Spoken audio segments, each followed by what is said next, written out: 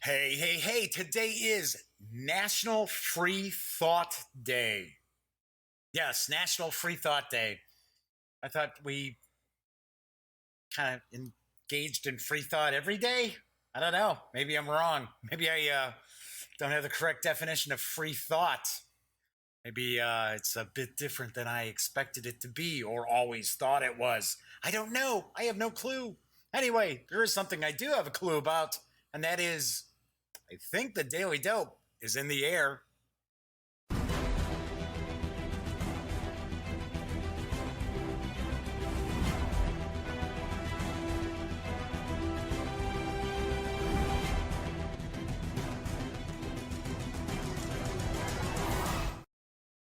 Howdy, howdy, howdy, gang. Yes, I'm Jeff McAleer, back once again as your host here at The Daily Dope, presented by thegaminggang.com. Running a few minutes late today because sound was all out of sync, all out of whack again. And it was right when I was actually done getting everything all set up, had already tested the sync to make sure the audio was in sync with the video and everything else. And then suddenly my graphics card get a pop-up saying, oh, it's downloading an update. And anytime something like that happens, or if Windows makes an update that I don't allow it to make, but it still does anyway, messes up the sync, and then I got to start from scratch and play around. And so anyway, so hopefully the sound is all right, that it's not like way out, like this is dubbed or anything like that. So today is Friday, October 12th. Welcome aboard. I am going to be reviewing Cthulhu Tales from Cubicle 7 Entertainment in just a few moments. Got some news today, got some bad news, which I'll get into in just a little bit as well. But I do want to point out, since this is a live stream, there is chat available. It's not on screen, but chat is available through YouTube. If you happen to be watching live right now, and I know a vast majority of folks just catch this show after the fact, but if you are watching live, would like to say hello or have a comment or maybe a question about Cthulhu Tales, be sure to chime in and I will respond. All right, so let's get on into the news, because one of the big news items is the core book and other role-playing game elements and products for Legend of the Five Rings from Fantasy Flight Games is now available, and I've got the dope. The Emerald Empire stretches out before you, a land of honor and tradition, divided by the 7 great clans and united under the rule of the Empire. I should say Emperor. Duh.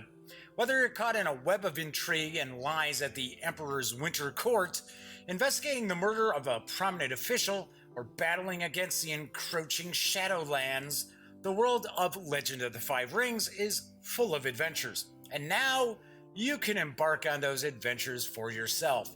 The Legend of the Five Rings role-playing core rulebook is now available, giving you everything that you need to create your own characters, forge an adventure, and start role-playing in the Emerald Empire. The core rulebook isn't releasing on its own, however. Even the most skillful samurai still need to pass skill checks, and the Legend of the Five Rings role-playing dice pack gives you the ring dice and skill dice you need to play. Finally, the Game Master's Kit offers an invaluable accessory for Game Masters, complete with a deluxe screen and a pre-written adventure to jumpstart your journeys into Rokugan. You can pick up the Legend of the Five Rings role-playing core rulebook, dice pack, and Game Master's Kit at your local retailer or online through the Fantasy Flight Games web store. And of course, there are some free L5R resources that are available on the L5R mini site, including blank campaign sheets, character sheets, the Game of 20 questions, and brand new DLC content, which is focusing on the Mantis clan. Whether you got started with a beginner game or you're new to Legend of the Five Rings role-playing, you can find your next steps laid out before you with the core rulebook, the dice pack, and the Game Master's Kit. Become a samurai and start your adventures in Rokugan today. You can score the 336-page hardcover core book for $49.95. You can get the dice pack for $12.95 and the GM's kit for $19.95. I gotta say, I always really liked L5R, the role-playing game, because of course there's the collectible. Well, it used to be a collectible card game. Now it's a living card game, now that that license is over at FFG. But I always loved the AEG edition of L5R, role-playing game. Beautiful artwork, really cool. I mean, you could tell there was a lot of love that went into that game. Right, mechanically, some people like the exploding dice, other people don't like exploding dice. I get it. But I have to admit, I always thought that AEG did a fantastic job. I'm really hoping that Fantasy Flight Games carries that tradition on, because it is a really fantastic setting, very, very unique as far as, Asian role-playing or Japanese mythos. But really, really, really dug it. So anyway, so the core book's out. I know the beginner box has been out for a little bit, but this came out pretty quickly on the heels of the beginner box. Okay, if you're familiar with the miniatures game, which doesn't use miniatures, Battleground Fantasy Warfare from Your Move Games, you might be interested in a new Kickstarter that just launched. And I've got the dope on Men of Hawkshold.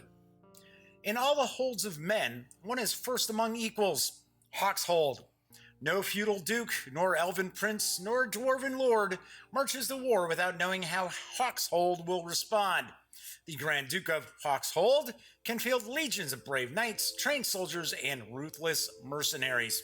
The Men of Hawkshold is the first reprint of the award-winning Battleground Fantasy Warfare system, written by Robert Doherty, Chad Ellis, and Darwin Castle. The Battleground Fantasy Warfare happens to be a miniatures game, only without the miniatures. Units are represented by cards portraying the warriors and their characteristics. Each player builds their army, deploys their units, and assigns them orders. Once the battle begins, each player only has a limited ability to command their army. The player with the better plan can use their commands to inspire or enchant their units in combat. Quick to set up, easy to store, well, certainly because they're cards. Battleground is a game that can be played at your kitchen table and carried in your pocket. And yet, Battleground is a deeply tactical game where maneuver and marshaling your limited command resources are the keys to victory. Do have a quick Kickstarter video here. If I remember right, it's about 2 minutes. Give you a much better look at the new Men of Hawkshold Kickstarter.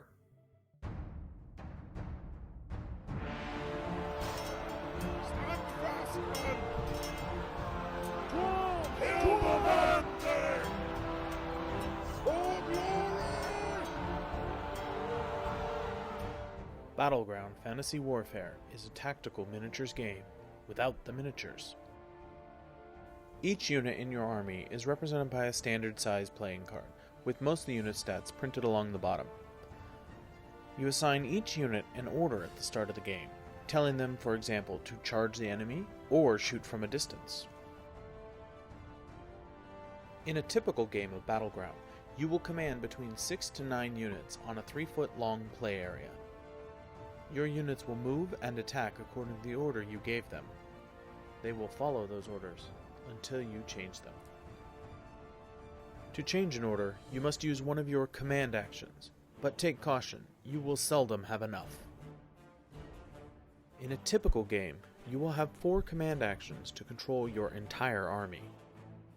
The wise general who plans ahead can use command actions to draw command cards, which represent tactical ploys or magic, and are used to enhance your unit's attack or defense. The Men of Hawkshold is a reprint of the first Battleground faction, featuring updated rules and all new artwork. It is a disciplined army where peasant levies and feudal knights fight alongside drilled troops and professional mercenaries. Where stalwart infantry pin the enemy down while your cavalry sweep the flank and your archers rain down lethal volleys of arrows.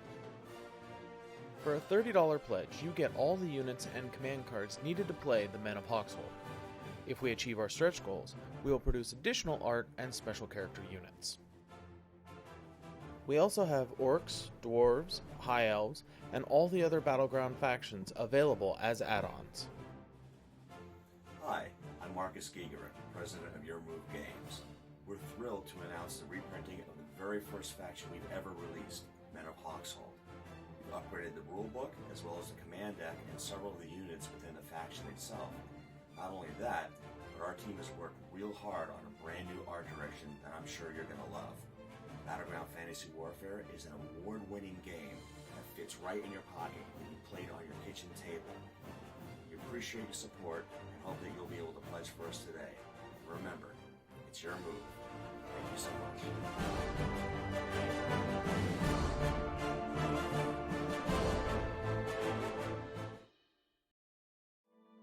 Currently, you can reserve the updated Men of Hawkshold box set for a $30 pledge.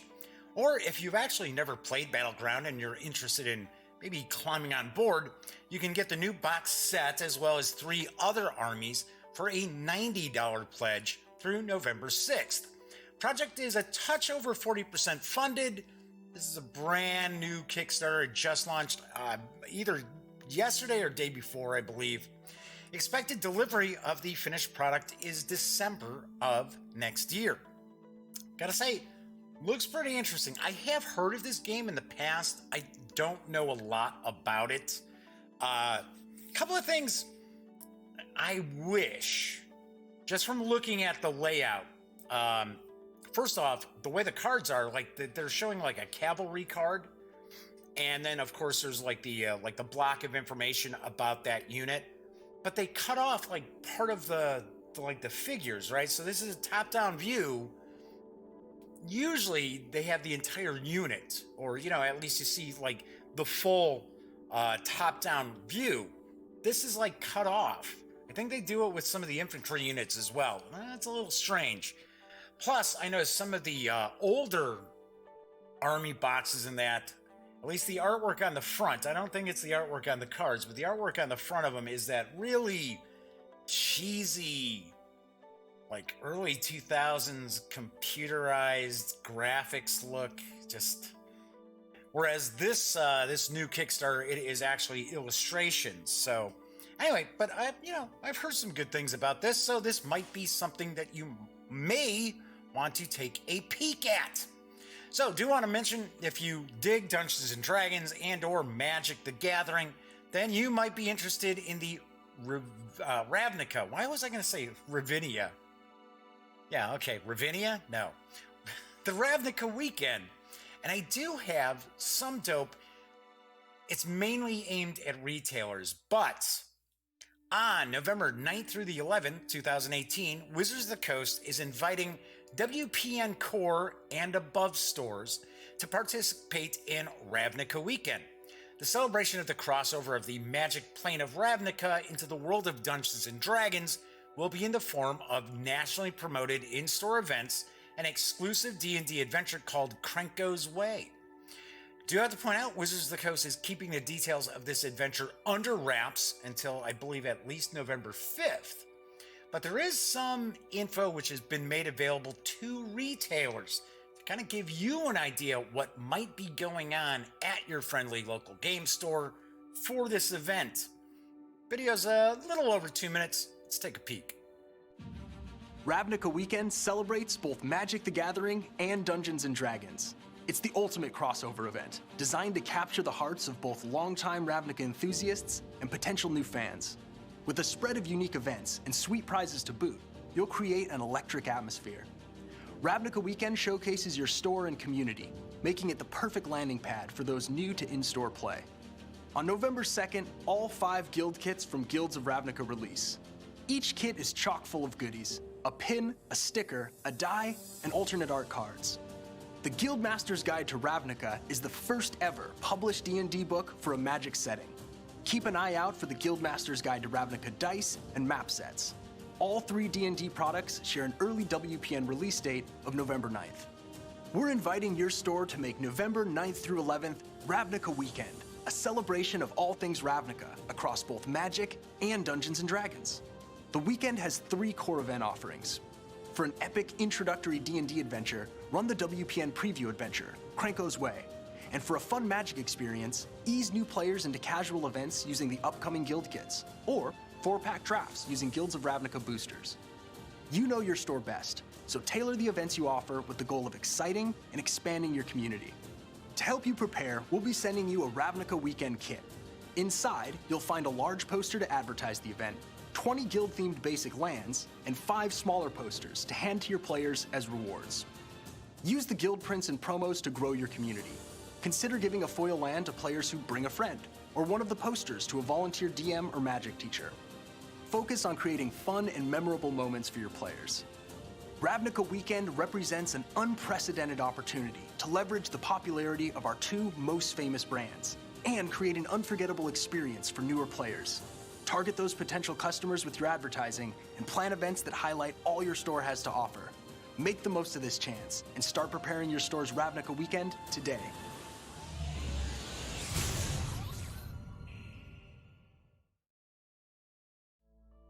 As I mentioned, the Ravnica Weekend will be November 9th through the 11th. So, kind of admit, I mean, this sounds kind of cool. Like I said, they're not really sharing a whole lot of info. In fact, the retailers, I don't believe, get to find out really exactly what's going on until the 5th. And I believe they're going to get like PDFs of the adventure, things like that. There's going to be prizes as far as I know. So it might be kind of cool to check that out. I think it's the Guilds of Ravnica book that's going to be coming out for D&D. I think I should be receiving that. So, because lately all the new D&D stuff I've received review copies of. So I'm kind of interested to check that out. Looks kind of cool, kind of interesting. So, by all means, if you got a friendly local game store that is actually taking part in the Ravnica Weekend, stop on by and check it out. Gotta admit, I've got 3 videos today. It's a lot of videos. I usually only maybe have 1. But I do want to point out there's an interesting looking role-playing campaign setting, which is up for funding on Kickstarter. And I've got the dope on Ruin and Conquest, Adventures on the Isle of Eland. Think I'm pronouncing that correctly. It's Ealand. Ruin and Conquest is a unique and evocative campaign setting that can be played with any fantasy role-playing game. This book aims first and foremost to be a toolbox for players and game masters, by whatever name they call themselves, to expand and enrich their tabletop role-playing. It introduces you to the world of Ealand. Ealand? Let's just say Ealand. An island ablaze with conflict, tearing itself apart in the decaying shadow of its once great cultures. Foes set foot upon its shores almost daily, while the land, its people, and its gods lash out with the fury of a cornered animal. Within this cauldron of strife, Ealand is fertile soil for adventure. Where there is death, there is opportunity. Where there is pain, there is profit. Where the fathers cower and the mothers wail, there is room for legends to be born, yes. For the players and game masters who choose to set their stories in Ealand, you must understand this is a harsh world, a dark world, but one that can contain beauty and triumph as well. The major themes are conflict between the human races and conflict with nature. The goal was to create a world that supported complex motivations, difficult situations, and enormous fields of moral gray area for players to navigate. I wanted a world that was different, that embraced tales centered on violence between humans, but also allowed for plenty of stories about the party against the land itself. A group of adventurers can immerse themselves in a very real anger between men, or ignore that entirely and adventure against the great beasts and monsters of the wild. This setting is system neutral, which means it can be used with your favorite fantasy role-playing rule set, whatever that happens to be. Simply put, I wanted this world to be accessible to anyone who wants to explore it, regardless of their preferred game. Works with everything from 5e to Lamentations to Dungeon Crawl Classics. There is a 2-minute-ish preview video. It's mainly music, but you'll see a lot of images. So let's take a peek at the Kickstarter video for my gosh, now Ruins and Conquest. Zoned out on that.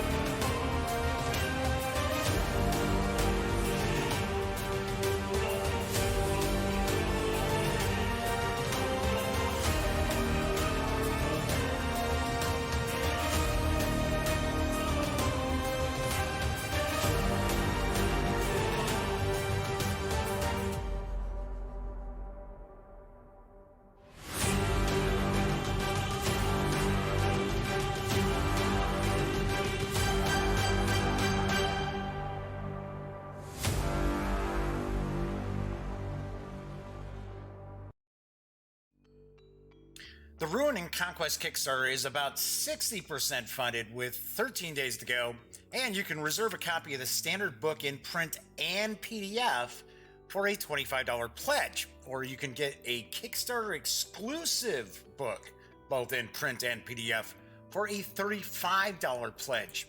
Now, this Kickstarter is running through October 26th, with an expected delivery of the roughly 112-page book in March of 2019.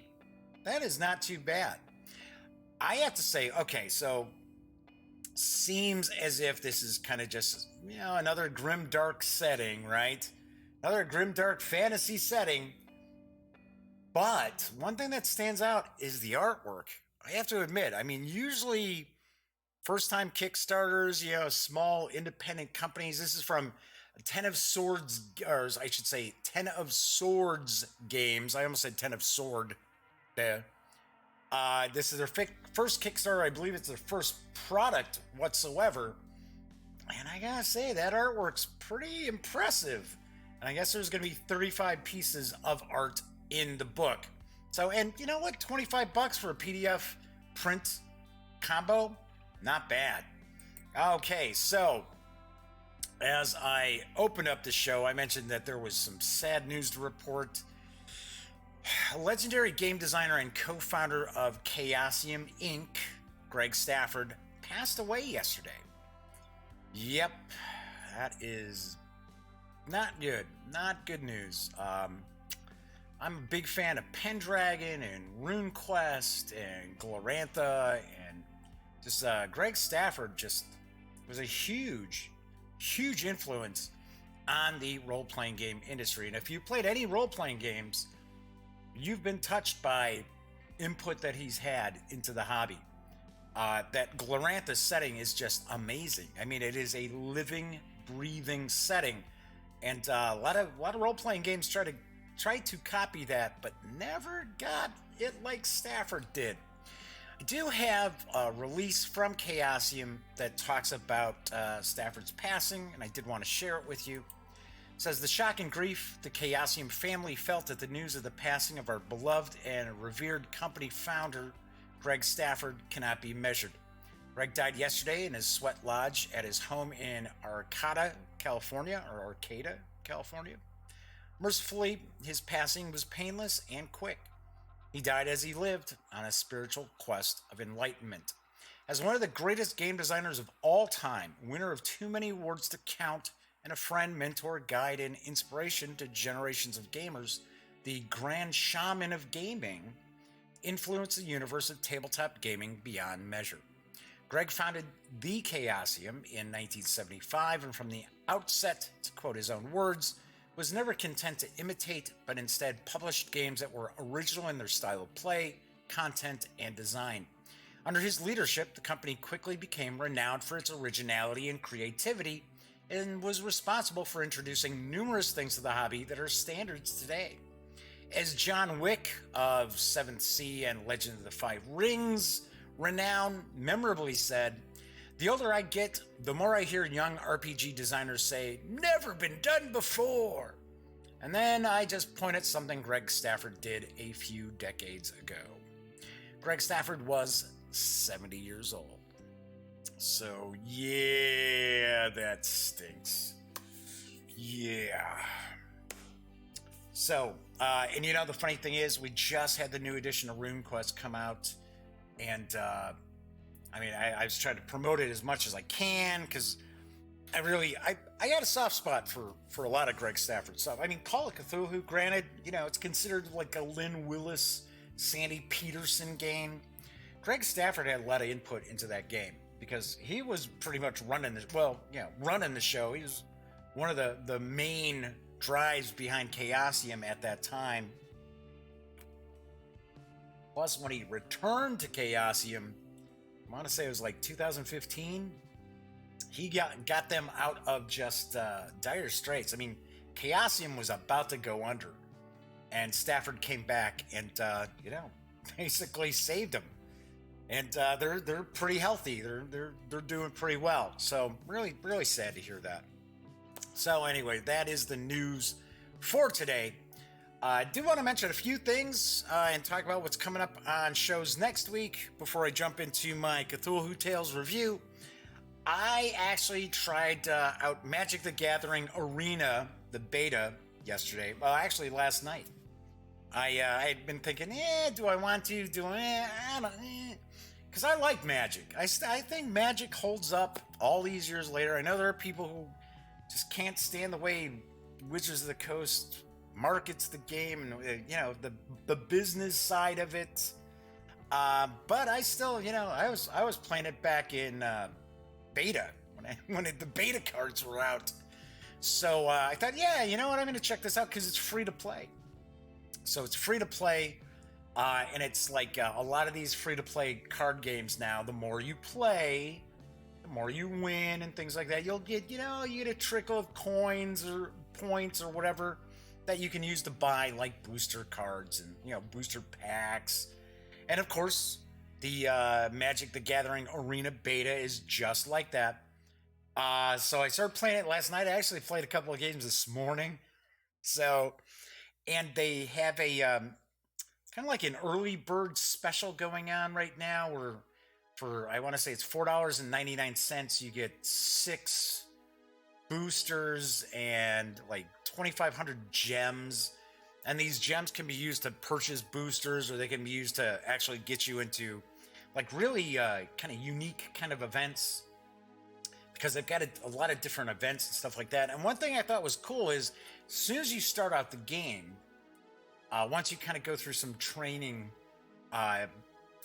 matches, I guess we would say, because it's there's no AI. The only AI that's there right now is just to get you, acclimated to Magic, which I kind of rocked right through it. I mean, granted, there are some aspects of cards that, they're new to me, right? Like, what was one? Flash?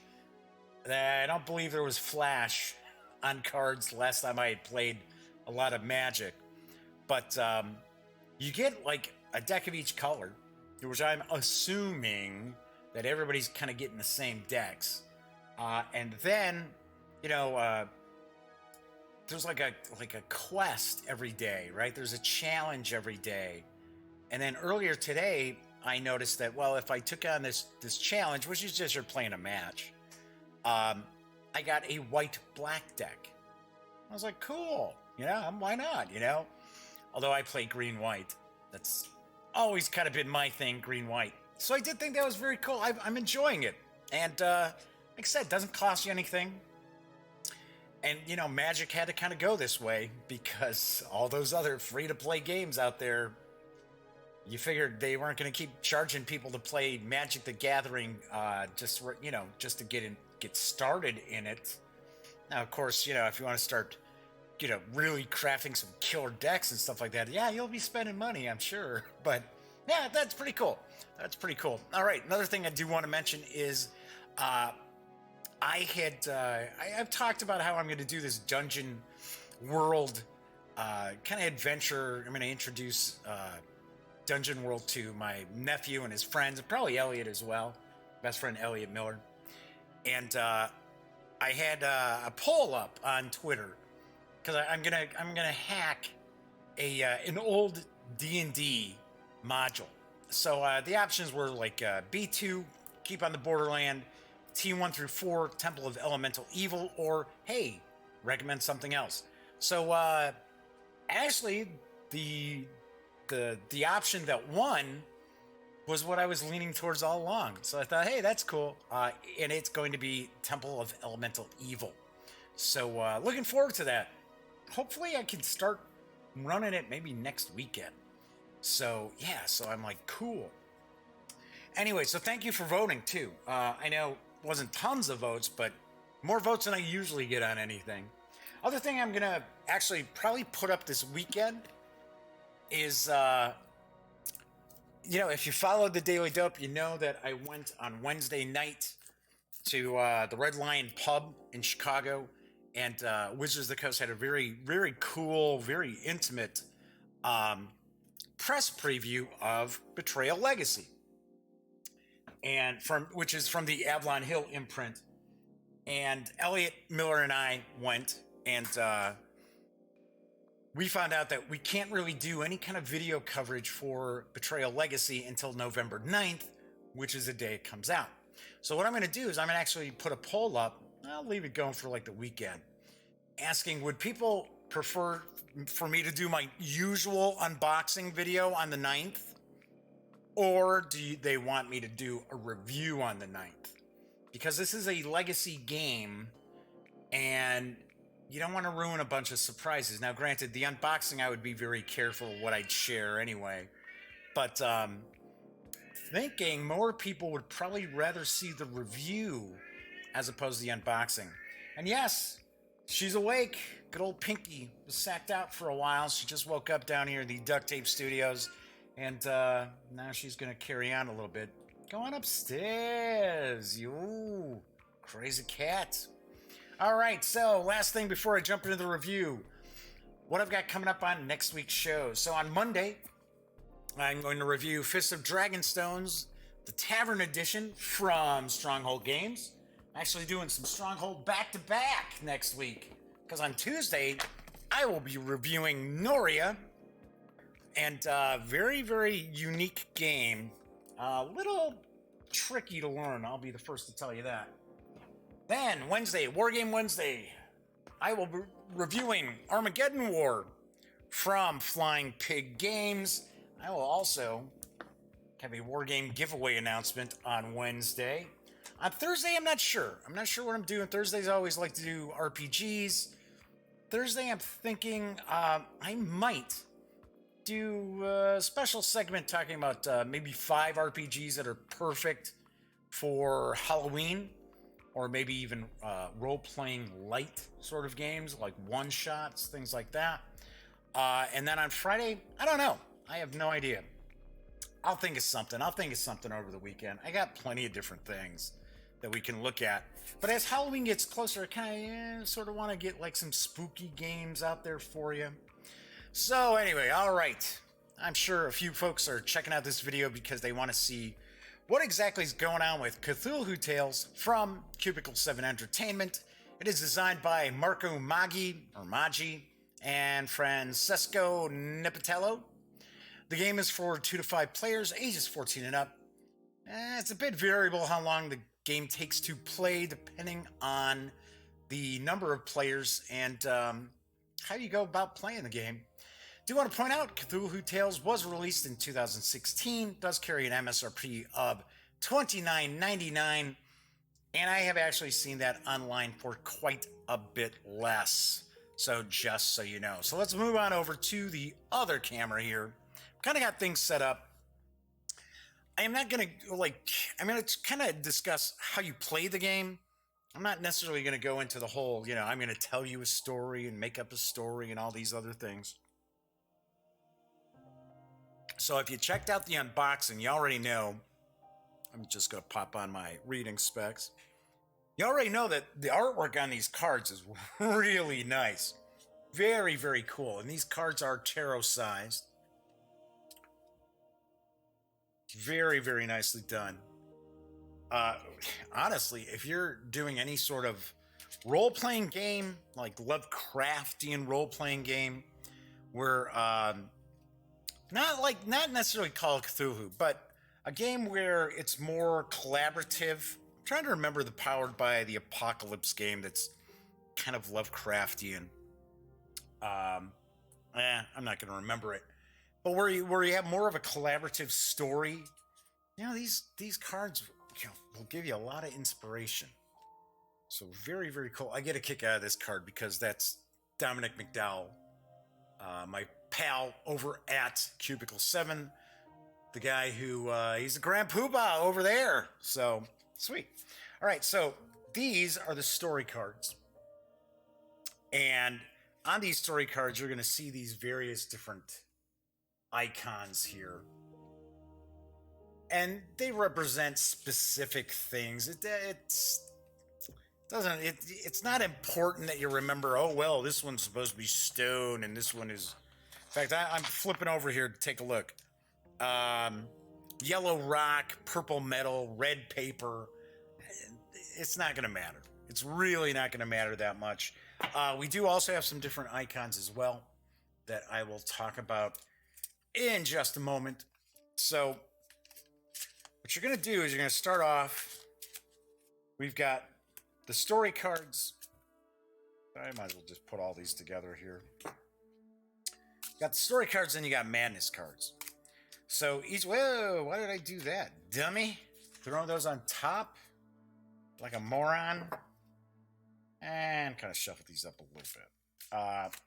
So you're going to start off, and you'll have one player who's the narrator, who's creating a story, and the other players are trying to throw that player off as far as the story. So what it really kind of boils down to is that each of the players are going to, at one point in the game, take on the role of someone who has been locked up, whose sanity is in question, and they're telling a story. They're trying to tell a story that will prove that they're not insane, so that they can be released. That's the gist of the game. Now, like I said, each player is going to have a turn as the narrator. When you're not a narrator, you're actually going to be sitting there and you'll be playing madness cards.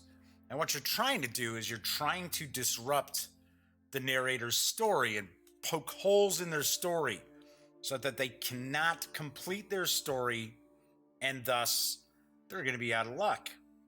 So, and to kind of give you an idea, these are the madness cards, and we've got some, they're just going to kind of show the different icons again. Then we got some that'll have numbers, and then we've got some that are going to be dark. These dark ones are actually like Yog Sothoth, so that's like, whoa, that's a major madness card that you could toss out there. Then you also have an 8-sided die. You're going to have a little kind of like silhouette of Lovecraft, and then we've got this Cthulhu symbol. So then we've got a bunch of different tokens, and you're going to put these in an opaque container of some sort. You want to use a coffee cup, something like that. I'm using the Batman Lego, the Lego Batman head again. I always keep this around here for my opaque container, right?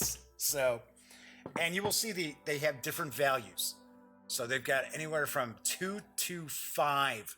So 2 is like medication, 5 is like electroshock therapy, 4 is straight jacket, so on and so forth. So I'll put all those back in there once again.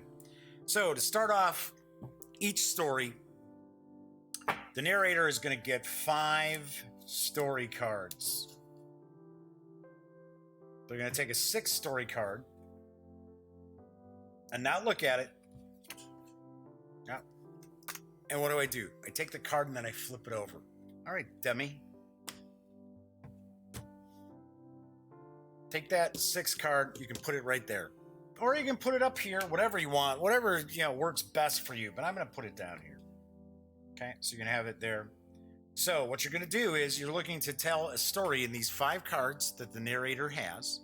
Okay, you're looking to tell your story there. And then this card here is kind of like the secret ending to the story. So the first thing you're going to do is the other player, the accuser. So you'll have one player always plays a narrator, another player will play an accuser. So if you're playing just a 2-player game, then you're just going to go back and forth. One player is the accuser, the other is the narrator. But let's say you're playing 4 players, you're going to have one narrator, one accuser, and then the other 2 players are actually going to be playing madness cards.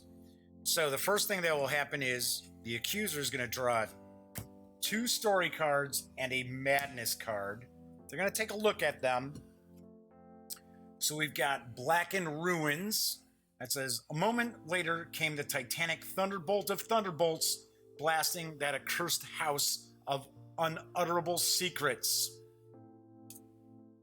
Then we've got Expedition. As a geologist, my object in leading the Miskatonic University expedition was wholly that of securing deep-level specimens of rock and soil. Then we've got a homicidal maniac, and it's showing, suddenly it dawned upon me that this man was mad, and dangerously so. So what'll happen here is the accuser is going to think, okay, how do I want to put these in order here and come up with a little bit of a story? So I would kind of look at something like, I would probably go like this. I'd probably go Expedition, Homicidal Maniac, Blackened Ruins. Now with these cards are supposed to just inspire you. They're supposed to inspire your story. You don't necessarily have to do like exactly what it says. So what it tells you should do is look at one of the 3 aspects of the card. Either the title, the artwork, or the flavor text. Because sometimes they're not all completely in sync. So, but something along here would be the accuser is accusing the narrator. Let's say that, see, I wasn't going to go into the big story thing. All right, let's say that they were exploring an area of, now let's say South America, right? That had never been seen before by man, encountered someone who was innocent, who they murdered. They believe that the narrator murdered that person, who the narrator thought was a homicidal maniac, and ended up burning down their home as well. Something like that, right? Okay, so that's what the player is being accused of. That's the accusation. Now, what the narrator is going to do is they're going to try to look at the different cards that they've got to be able to come up with a story. So, we've got Carven Idol, Gray Blasted Heath, Museum, wild genius, and loathsome faith. So what you would do is, okay, so you're going to play the first card. And let's say that the narrator says that they happen to be a teaching assistant who was doing a lot of research at the local museum.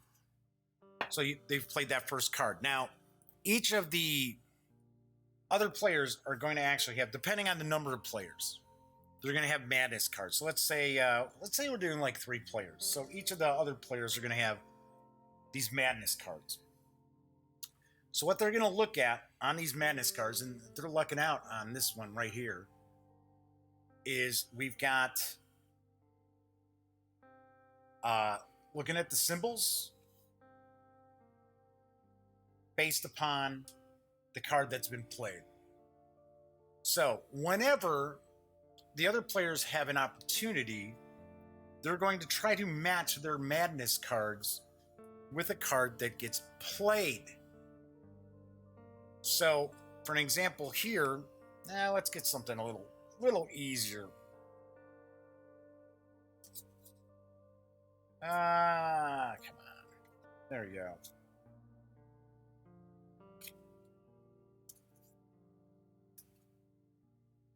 I'm going to try to get some stuff that doesn't have numbers on them right off the bat, but a lot of them do, so... let's say this. Let's do that for an example. So let's say one of the players, like, oh, okay, so those are their 2 madness cards. Well, they've got to be able to play something that's going to match these symbols. So with the museum card there, it's the red paper. Well, these 2 cards don't have the red paper. So as someone who's trying to throw this story off, they would not be able to interrupt. So you can do a lot of different things with the other players. So if they can't interrupt the story, then you could just maybe a hand gesture or a little knock on the table or whatever, what have you, just to tell the narrator, go ahead, continue the story, to help speed up play. Try to speed the game up a little bit, because if you play a card and then you tell a little aspect of the story and then you're like, sitting there looking around, so anybody? So an example here, this player wouldn't be able to do anything. So the narrator would be like, okay, so we had the other one just go. I must have tossed it back in. All right, grab this out. All right, so then the narrator would say, so I learned about this legend-haunted village in South America that I wanted to, that I was going to explore, as far as some research papers, whatever, blah, blah, blah. Right, so now the other players are sitting there like, okay, what do we got here? Well, now you're looking to match these 3 icons here. Now, one thing I should point out is every time the narrator plays a card, they have to reach into the container and they have to pull out one of these tokens. And this is basically the treatment that they're forced to take at the sanitarium, whatever, the asylum that they're at. Now, these are hidden. These are actually hidden from the other players. So the other players can't see that. So for an example, there was one there, just laid this card down, and that one. So you're going to have to take, okay, bang. So then you would have the ability for the other players to say, okay, I'm interrupting with the overtaken card. We knew that the swiftness of the old ones would overtake us in a moment if it really wished to do so. So what the other players are trying to do is they're trying to disrupt the narrator's story. because the narrator's telling this story to try to prove, hey, I'm not insane. I'm sane. This really happened. This is what's going on. Oh, the Carven Idol. That was the other card. I was like, where did the other card go? So, whatever. Doesn't matter. So, what'll happen here is now we've got a number. So, we've got this little Cthulhu die, 12-sided die. So, what the player's looking to do is the player's looking to actually roll lower than this number, because it could be a major change or it could be a minor change. Now, if they happen to roll the Cthulhu symbol, then it's automatically going to be a major change. And if it's Lovecraft or below this, then it's going to be minor. So let's see what we get here. We get an 8. All right, so that would mean, okay, this is something major that happened. So you're actually going to take these cards off. So you're going to take these cards off. So what's happened here is the narrator has been interrupted. They've been thrown off, and then they have to kind of narrate this card that kind of overrides the other cards. So narrator has to narrate that, and then now they're going to be stuck because you need 5 cards to play out to have a full story. If you don't play out all 5 of the cards, then you have an incomplete story. So your story kind of fell apart. But the narrator still will have to drop down their cards. So let's say, for an example here, they were overtaken by the cultists of Cthulhu and dragged off to this South American village. And the first thing that the narrator saw there was a carven idol of this strange creature. All right, so then, the other players are sitting there like, oh, okay. Well, what do we got here? Okay, burning and dynamiting. Could play that, right? Then, now they're forced to roll again. So let's say, for an example, they would get just the Lovecraft.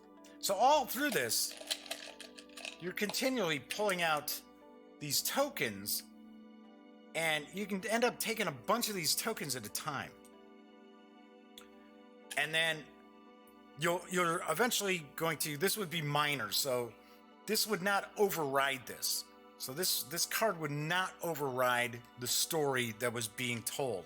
So in a situation like this, the player would have dodged the bullet. This card is discarded. And then the narrator can continue telling their story. Wild Genius, Gray Blasted Heath, which kind of goes along with that Black and Ruins thing. And then, at this point, they have not been able to tell the complete story. So they're actually going to get penalized and have to take more of these tokens. Then, of course, if you complete the story, then you flip this card over here, and then you kind of incorporate this card into the overall story, because this was like the secret thing that was going on in the tale. What'll happen then, regardless if you told an incomplete story or if you told a complete story, you're going to be totaling up your tokens here that you've drawn. Telling an incomplete story is worse for you than telling a complete story. So you're going to tally all these up, and trust me, you will have way more than these. And that's going to be the score for your story. The lower your score, the better, because the higher the score means that, there were a lot of things that they had to do. They doped you up, they gave you injections, they put you in a straitjacket, they even ended up putting you away. So that is pretty much, on the whole, how this kind of plays out. Now, the reason why I'm not going to get into a whole lot of different details, really dive into this, is because I got to admit, the rule book is not really well, presented, right?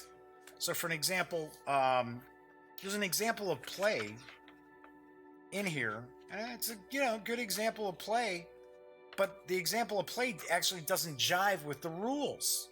about there's a phobia pool where you're putting some of these tokens off to the side in a phobia pool. Then we've got hazard icons. Like for an example, this one here is a phobia icon. That's when you're going to take one of these and you're going to put it in a phobia pool, which is separate from the actual like treatments that you're keeping up here. There's also a hazard icon that allows the other players to draw more of the madness cards. All in all, it's kind of confusing.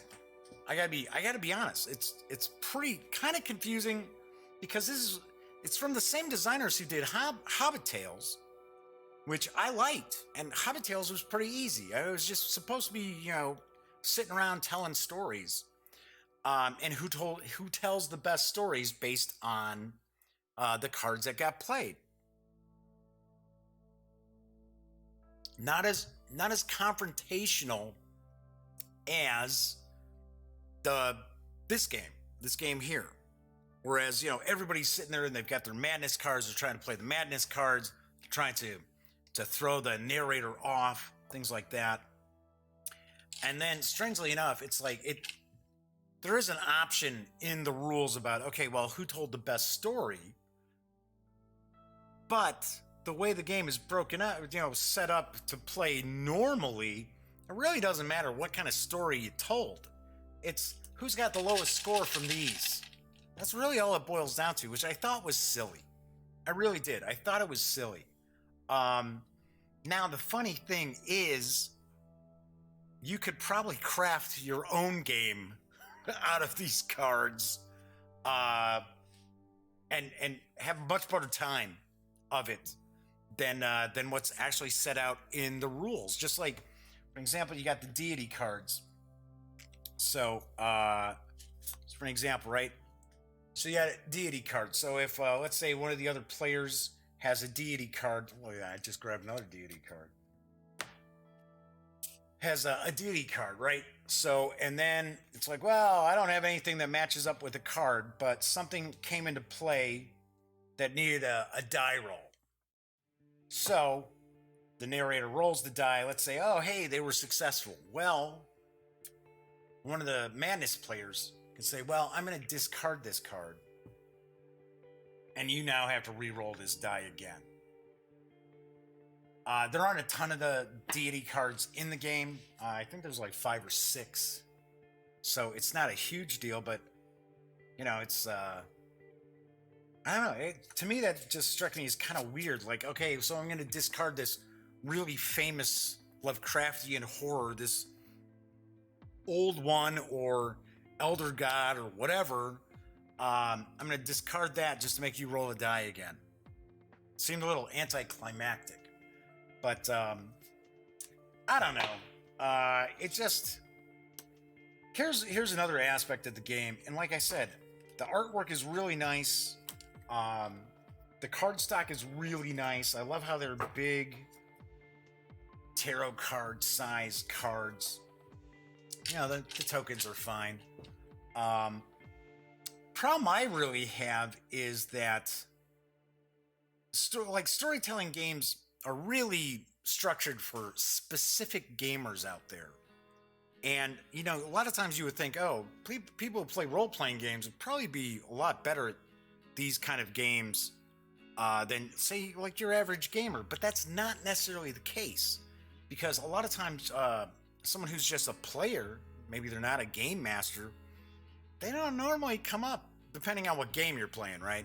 They normally don't come up with a lot of, twists and turns in a story, right? That's all up to the game master. That's not up to the player, especially if somebody plays like Pathfinder, Dungeons and Dragons, what have you.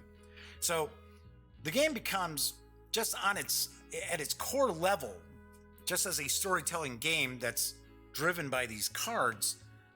It's only going to appeal to a specific sort of gamer. People who have a lot of imagination, people who are familiar with the mythos.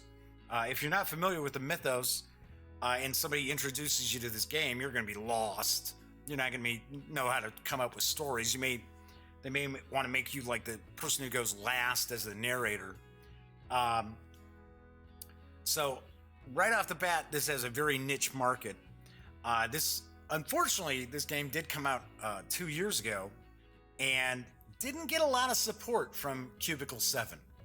I don't think it sold very well, which is kind of strange because I mean it is Lovecraft, and I do believe Hobbit Tales did okay for him, did all right. Because if that hadn't sold, they certainly wouldn't have decided to kind of come up with a similar veined game for Lovecraft, the Lovecraftian mythos. But I don't know. We were playing it. We played it a few times. And I gotta be honest, it was even for myself, who's, been a keeper for decades. I was having a hard time kind of coming up with an interesting story. And then on top of it, you get the madness cards that pop out that just kind of really just throw a wrench in everything. I would have liked this design to have been a lot less confrontational as far as the other players, trying to, ruin your story to, kind of like blow up your alibi is what it's kind of really boils down to. The game isn't bad. It's just certainly not going to be for everybody out there because, like I said, I was having a little bit of difficulty coming up with stories and that, but my nephew and his friends, forget it. It was like, one of them played it one night, and I was like, hey, well, we're going to have to play this again in the future, because, I don't just play something one time and do a review. And they were like, well, count me out. I was like, okay, I understand. The rules aren't real crystal clear. It just seems to be like way more busy work involved in the game than should be in just what should be a simple, spooky storytelling game. I mean, it's not, it's not necessarily a broken design or anything like that. I just think it's just a little too much, a little more little too much complexity and little wrinkles that are thrown in there that really don't do anything to promote the storytelling aspect of the game. So honestly, on a scale of 1 to 10, I got to give Cthulhu Tales like a 5.5. Well, let's go 6. Let's say it's a 6.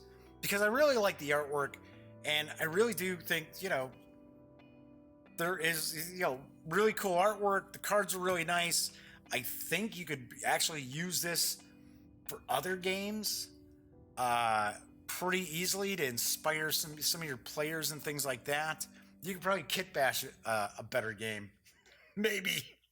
So, I feel bad kind of saying, well, it's nah. But I'm sure some folks out there who are really imaginative and who can just come up with stuff right off the top of their heads, probably without even having to have some inspiration for it, will probably dig it. Will probably like it. And, maybe they'll want to bust it out for a Halloween party or something like that. Anyway, that's it for today's show. As I mentioned on Monday, I will be reviewing Fist of Dragonstones, the Tavern Edition from Stronghold Games. So, as I like to always mention, when you're not watching any of the videos on the Gaming Gang channel, be sure to go to thegaminggang.com for all the latest in gaming news, reviews, comics, movies, TV.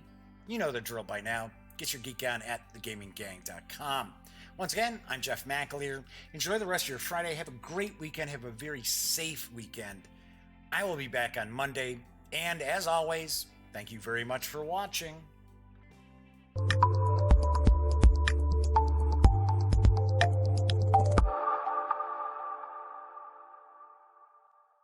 Thanks again for watching The Daily Dope, presented by The Gaming Gang. If you like this episode, be sure to give it a quick thumbs up. And if you dig the channel, please subscribe.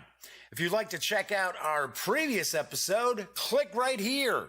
And if you want to check out a somewhat randomly selected episode, give a click right down here. It'll be like opening a box of Cracker Jacks. You just don't know what you'll get. Once again, thanks for watching, and I'm Jeff McAleer.